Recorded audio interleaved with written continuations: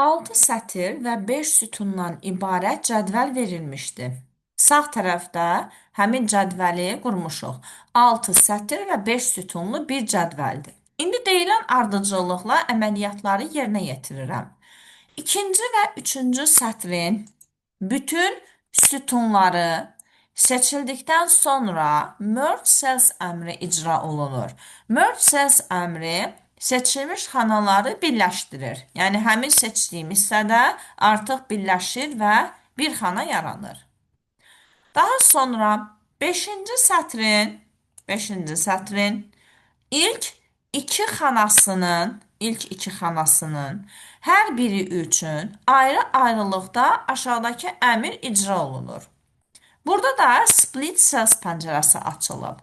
Və burada həmin pəncərədə kolum sütun sayı 3, 5, sütun sayı 5 və sətir sayı 3 qeyd olunub və burada işarə yoxdur. Yəni, bu o deməkdir ki, biz bölməzdən əvvəl həmin xanaları birləşdirməliyikmi, yoxsa yox?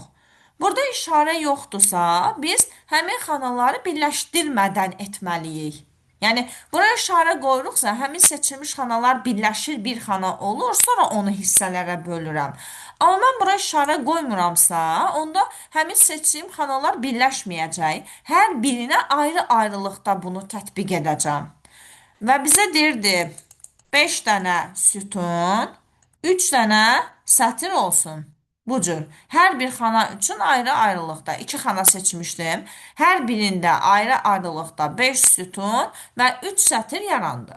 Və bizə deyir ki, nəticədə alınmış cədvəlin xanalarının sayını müəyyən edin. Mən sırayına baxıram.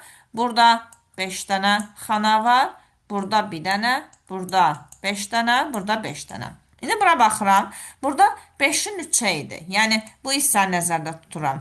Bu hissədə 15 xana var. Elə yanındakı bu hissədə də 15 xana var. Burada da 1, 2, 3 dənə də xana bu hissədə var.